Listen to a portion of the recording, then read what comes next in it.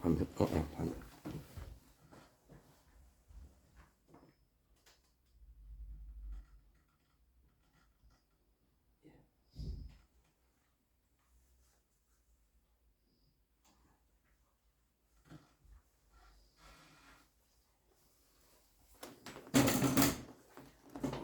예수님 부활은 우리 부활이라고 제목을 정했습니다.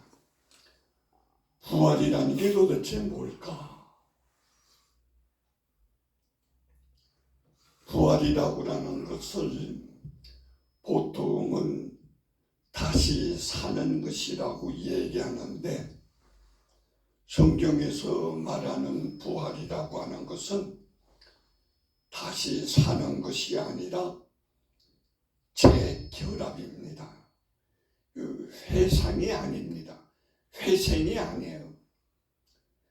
그 모습으로 그렇게 사는 것이 아니라 새로운 결합이다.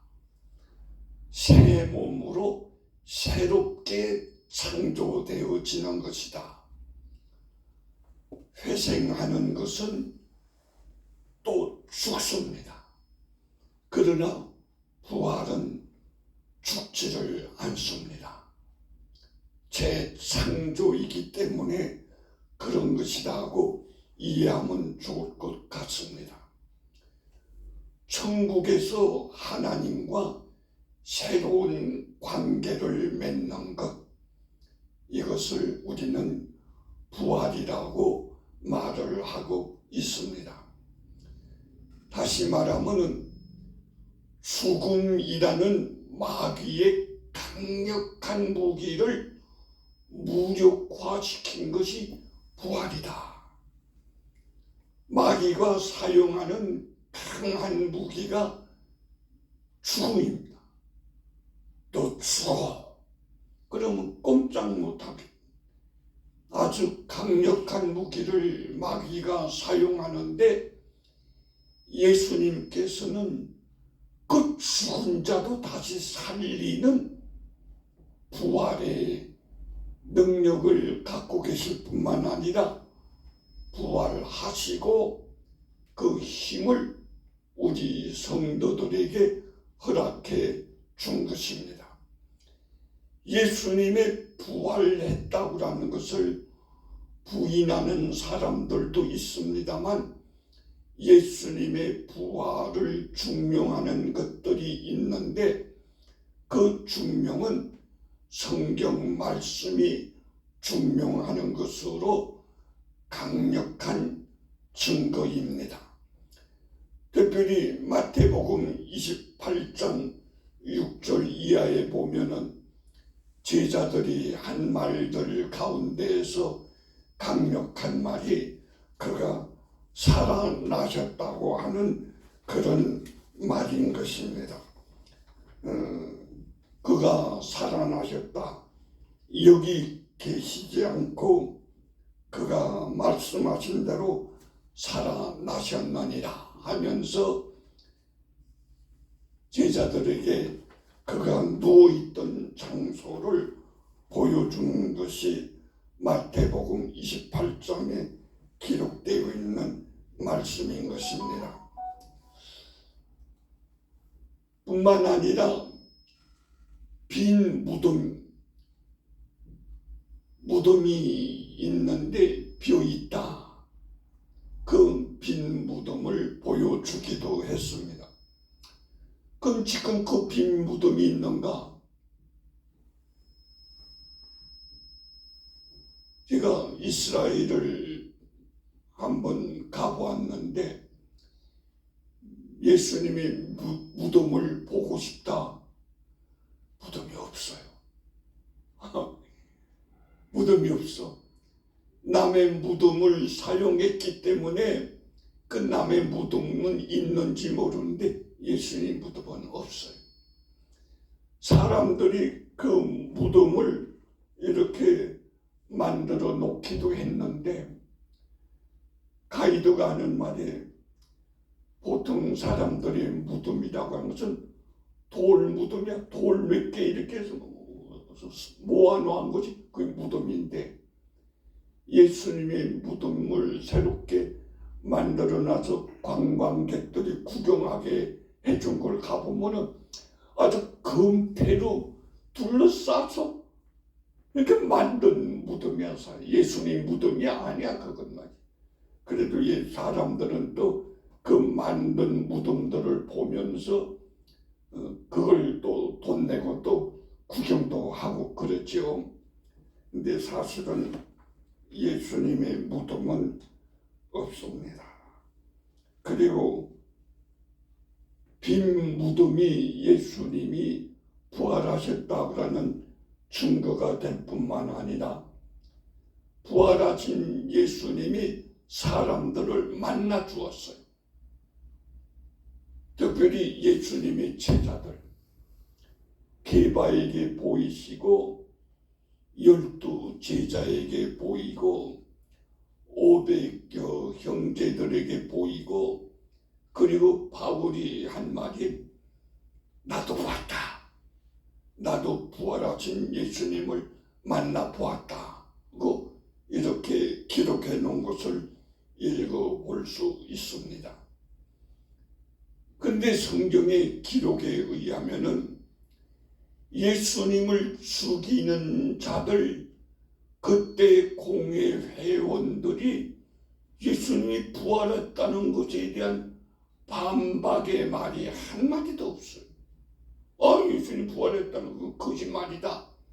이런 말을 한마디도 없는데 단 하나 군인들을 통해서 우리가 지키고 있었는데 우리가 깜빡 쏘는 동안에 그 시체를 훔쳐갔다. 하는 그런 소문을 내겠다는 말이 있을 뿐입니다. 어떻게 군인이 지키고 있는 것을 사람들이 어떻게 가서 그걸 훔쳐오겠습니까? 근데 말도 안 되는 그런 소문을 낸 것이죠. 그리고 또 믿는 자들의 모임인 교회가 시작된 것이 바로 예수님의 부활을 증명하는 것이 되어지고 있습니다. 제자들이 모임입니다. 무서워서 도망가고 숨어있던 것들이 예수님이 부활했다는 소식을 듣고 거기 확실하기 때문에 모이기 시작한 것입니다. 사람이 변화되고 변화된 사람들이 예수님의 부활을 기념하는 주일 예배를 드리게 되어졌다. 오늘날 주일 예배를 드리는 것이 바로 예수님의 부활을 기념하는 예배입니다. 그전에는 없었는가? 그전에는 안식일에 회당에서 구약 성경을 읽는 그런 것들이 있었습니다. 그는 안식일에 다시 오늘날로 말하면 토요일에 모여서 그런데 예수님 부활하시고 난 후에 제자들이 안식 후 첫날에 모여서 이렇게 예배를 드리기 시작한 것이 오늘날의 주일 예배로 발전되게 된 것입니다. 은혜 받은 자들이 믿게 된 것입니다. 부활이 믿어지는 우리는 은혜 받은 자들이다. 성경이 증거하고 제자들의 모임이 증거하고 이러한 것들을 통해서 우리는 예수님의 부활이 확실하다는 것을 믿고 있습니다. 부활의 대상, 누가 부활할 것인가? 죽은 자들이 부활합니다. 죽어야 부활한다. 죽은 자들이 부활한다.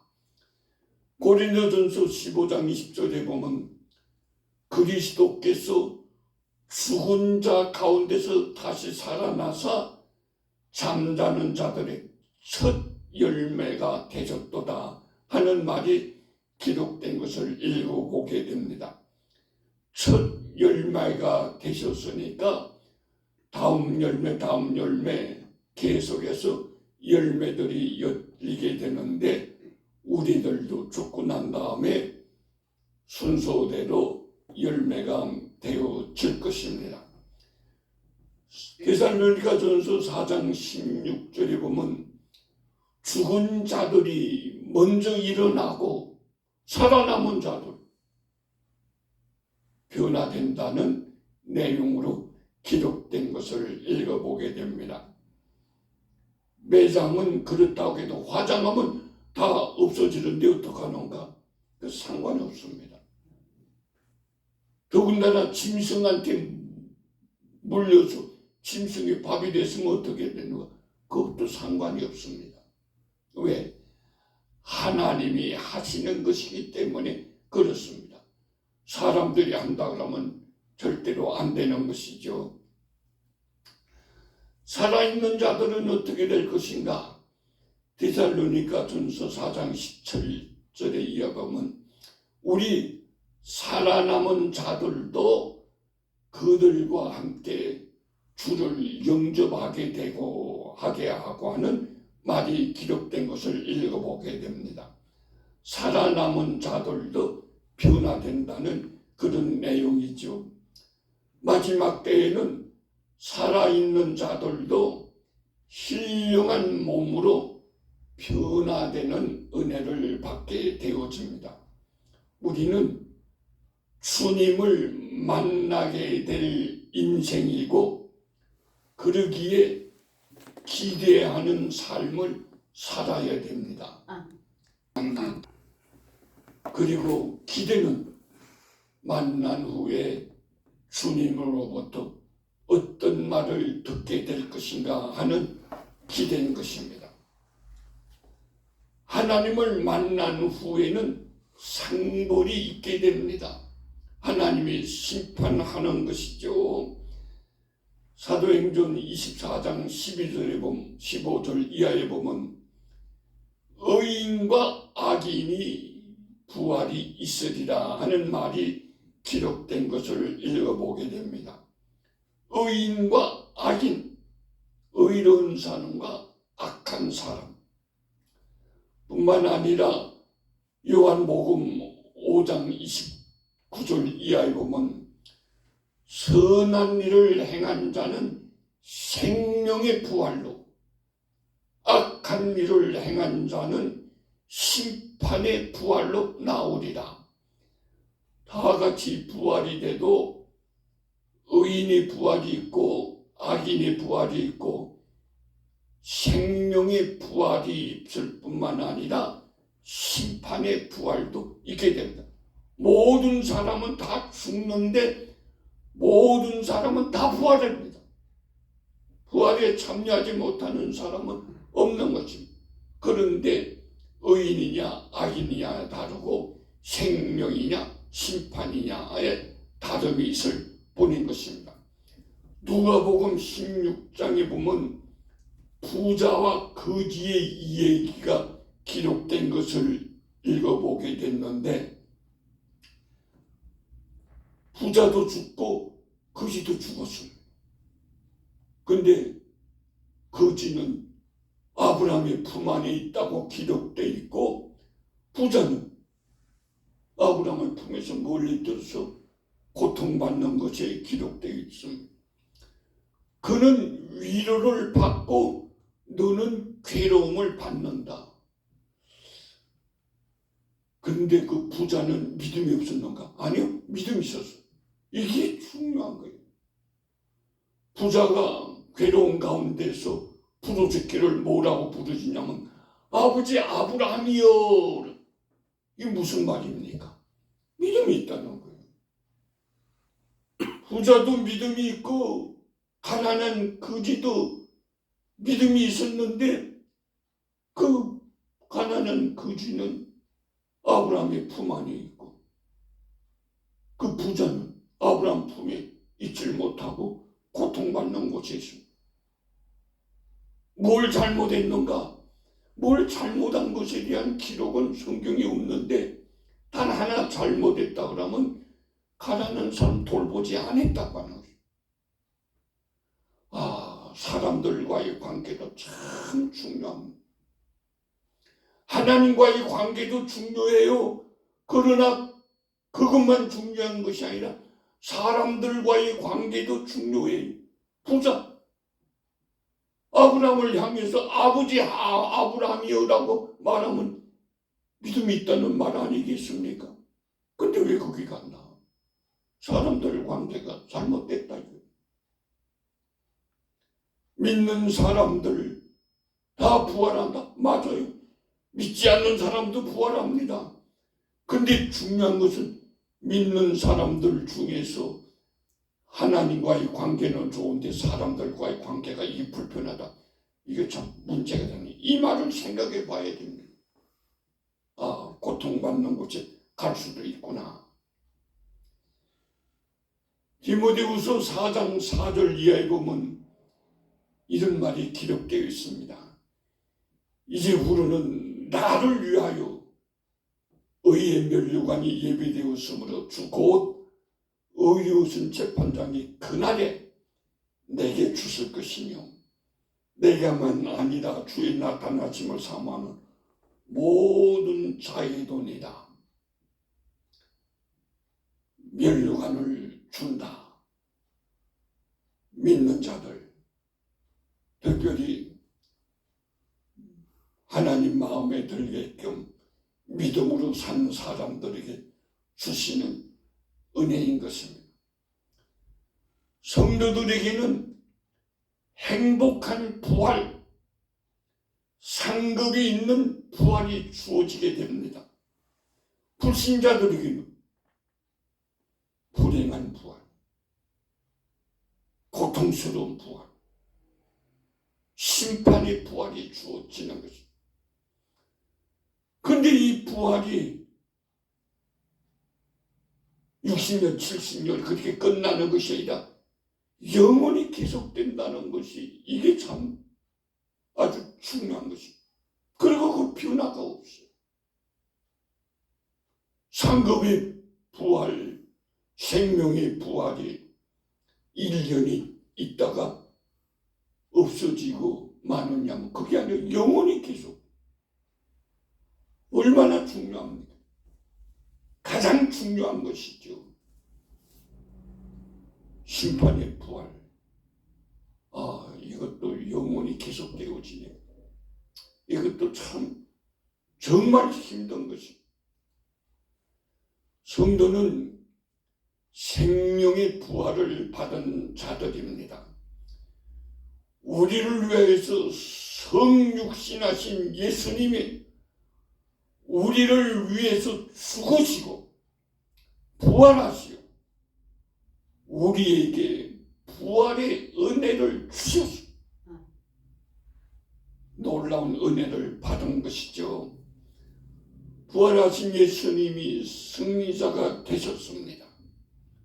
성도는 예수님의 부활로 인하여 죽음을 정복하는 승리자의 삶을 살게 되어진 것입니다. 예수님이 하신 것입니다. 우리들이 할 수 있는 것 아니었어요. 예수님의 부활이 우리들에게 부활의 길을 열어 놓았어. 부활하신 주님을 바라보면서 부활하신 주님 기쁘고 즐겁게 믿음의 생활을 하도록 합시다. 아멘. 주님을 바라보지 않고 세상을 바라보게 되면은 기쁨도 없고 화나는 일도 많이 있어. 그러나 비록 세상에는 화나는 일이 많이 있다 할지라도 세상이 아니라 주님을 바라보며 살 때는 항상 우리에게는 기쁘고 즐겁게 살 수 있게 되어지는 것입니다. 그래서 믿음의 생활은 기쁘고 즐겁게 사는 것입니다. 감사하며 기도하며 사는 것도 필요하지만은 기쁘고 즐겁게 사는 것. 하나님이 그걸 원하시고 우리들은 또한 그렇게 살아야 되는 것입니다. 결심하는 마음으로 찬송가 165장 주님께 영광을 부르도록 하겠습니다. 165장 주님께 영광.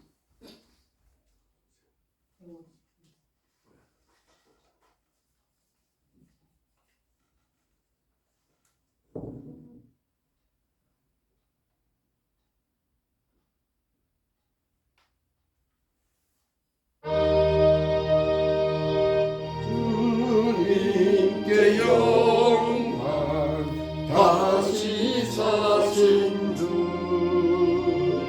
사망 권세 모두 이기시었네. 흰옷 입은 천사 돌을 옮겼고 누우셨던 곳은 비어 있었네. 주님께 영광 다시 사신 주 사망 권세 모두 이기시었네. 부활의 주님 나타나시사 두려움과 의심 물리치셨네. 주의 교회 기뻐 찬송하여라. 다시 사신 주님 주름 이겼네. 주님께 영광 다시 사신 주 사망 권세 모두 이기시었네. 생명의 임금 영광의 주님 주님 없는 삶은 헛될 뿐이라. 주의 사랑으로 세상 이기고 요단 건너보냐 가게 없소서. 주님께 영광 다시 사신 주 사망 권세 모두 이기시었네.